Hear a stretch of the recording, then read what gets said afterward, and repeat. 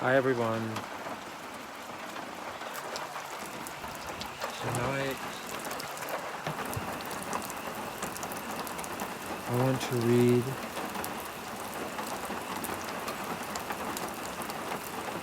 Shibboleth chapter 3. The last time we stepped away from the story of the little children and had a visit with Abraxas the dragon and the two no-eyes guys.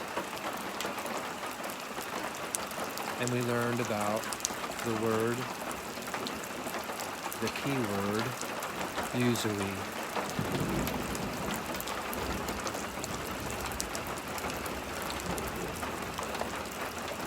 And when we left Silvio and the children, Silvio had just started his teachings about money with the children.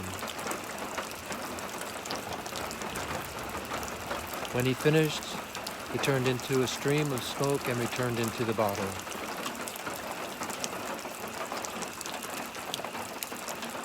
And that is where we start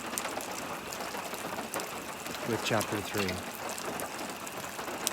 The little orphan girl picks up the bottle. It is warm. She holds it close to her heart. And all of the little children leave the cave. They all push through the thick forest, down the mountain, down, a long ways down. Down they go, slipping and sliding and stumbling and onward, till finally they begin to see the remains of a town which has crumbled to pieces now and lie in rubble. All the people are gone. Where did they go? It is very, very quiet. This is not where we came from, says one little girl. It looks like there was a home here. And they decided to stay right there almost immediately. I have found some steps, said another one of the orphans. They all went to see and investigate. The steps went down into the dark, but ta-da, flashlights. All of them move in a tight clump down the steps, flashing their lights in all directions. A cozy, safe feeling underground. The bottle got warm in the little girl's hands. They kept going. Around a turn in the steps, it smelled unusual, like exotic perfumes and incense and the old smells of antiques. And around one more turn, they reached the bottom. Flashing a light to the floor, now they were standing on an old Persian rug. Someone pulled the chain on an antique-looking lamp, and this lit the room with a soft, pleasing light, kind of golden light.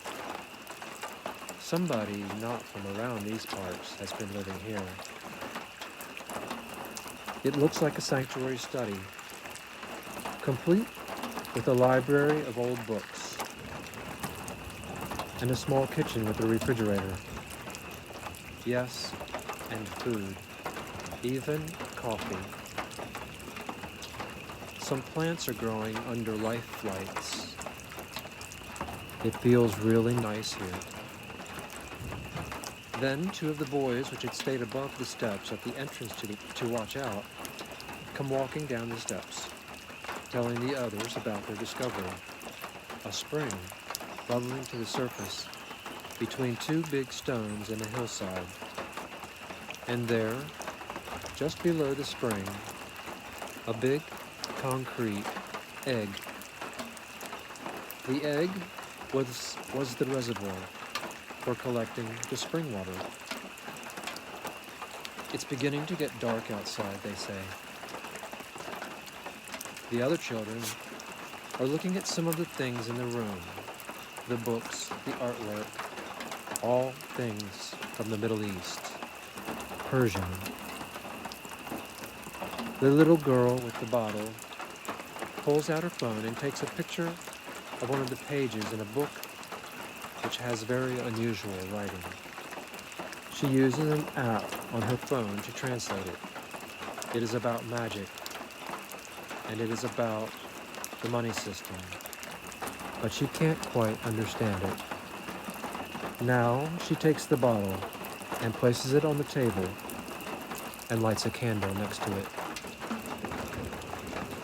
She takes a seat on one of the cozy chairs. Everyone is tired and drifting into sleep, and breathing in the somehow assuring sense of safety which lingers in the air of this sanctuary study. They sleep with dreams about a world where no matter how hard evil tries to do bad things, only good comes of it. As she and the others nod off, the little girl is whispering to herself, what could cause this to happen? What kind of special device could we invent that would cause our bad habits to act like the force which seeks to do evil but is only able to achieve good? Bad habits that we have developed from our use of hoardable money, usury. Tonight there is an answer to her dreams. Ice money. The dream voice, Silvio, gently says, ice money, it melts in my hand. It's not like a dam, obstructing the flow, if the tribute, interest, I know show. No booms nor busts ever again do we see. For industry, ice money sets the smooth flow free.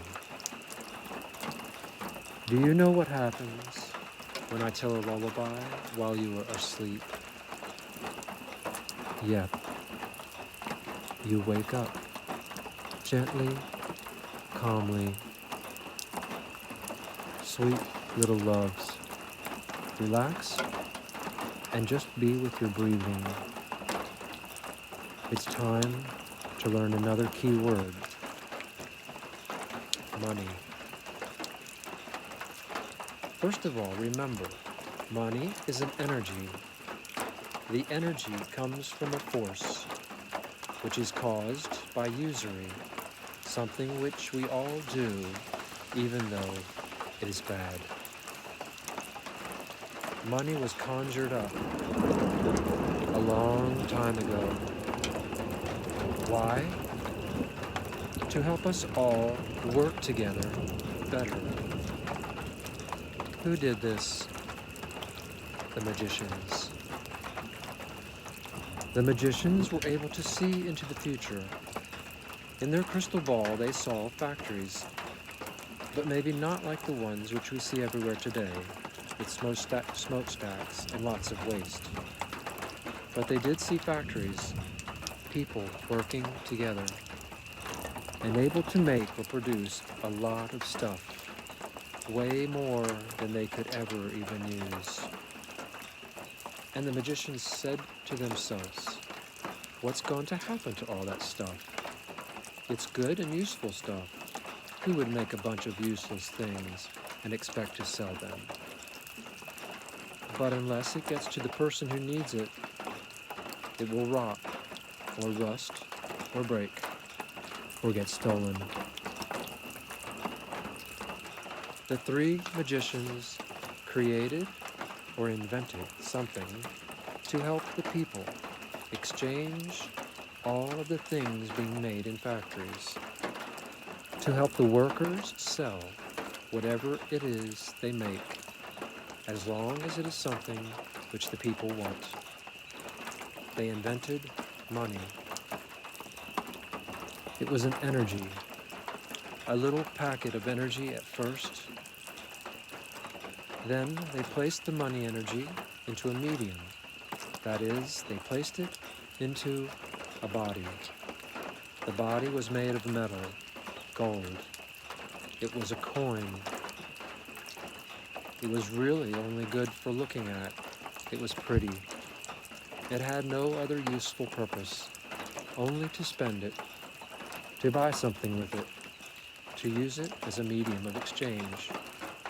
That way, people, and factories especially, could sell their products easier and faster.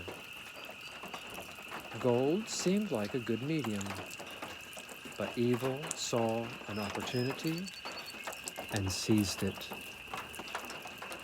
Money is an energy. Remember,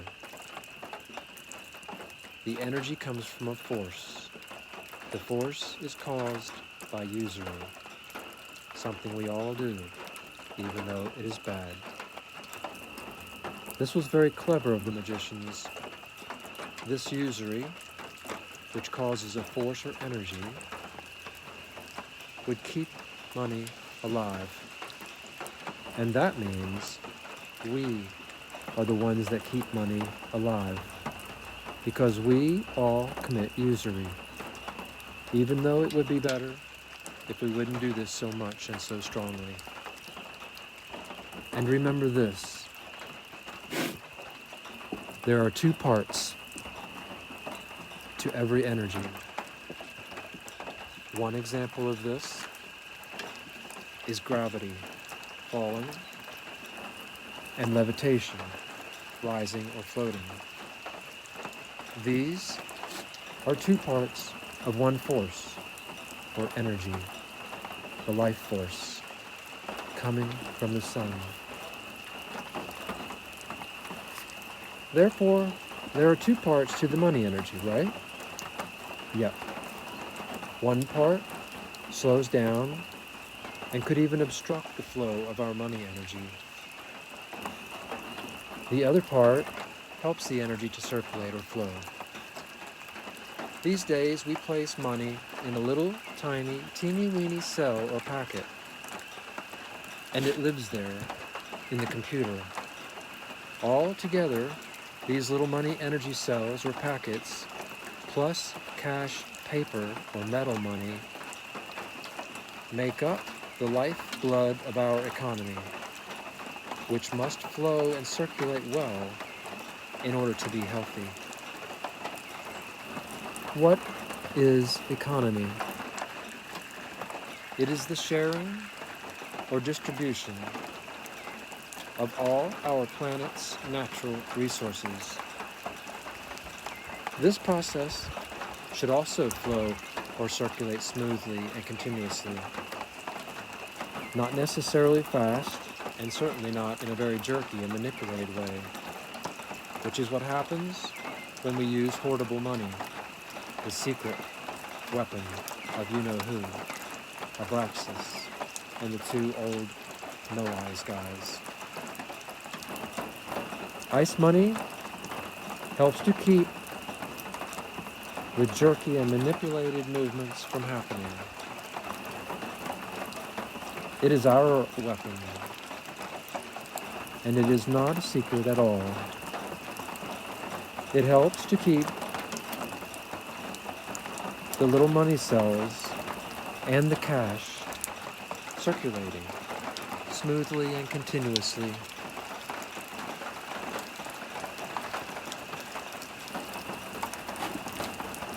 Ice money also helps our natural resources to flow smoothly and continuously. And this is a huge help for Mother Nature. Now, what keeps the money energy from circulating too fast or too slow? We do. When we use ice money, we can adjust how fast it melts. Nature melts or decays at a certain speed, on the average, about 5% per year. It is best for ice money to melt at about the same speed, But just in case we need the circulation of our money to go faster or slower, the melt speed is adjustable. Today, the magicians are asking themselves, how many of these little money cells and cash should we create? And they will know precisely. Because when we make all the money cells and the cash melt with our amazing special magic device, ice money, then all the money which Abraxas and his two no-eyes guys had hidden in the cave and in their castle is forced to return to circulation. Then there will be lots more money cells than we really even need, and especially lots more cash. But that's okay. This will help to make our transformation go smoothly and continuously. Abraxas is not actually such a bad guy, and his two partners aren't either. They've just got a very bad habit, usury. Soon, we will learn about a very unusual magic potion. It is called the basic income, and it is our agent of transformation. It is something which helps to activate our transformation.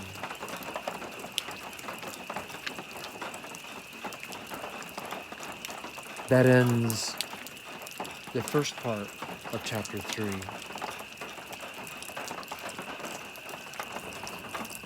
Sweet dreams. I love you.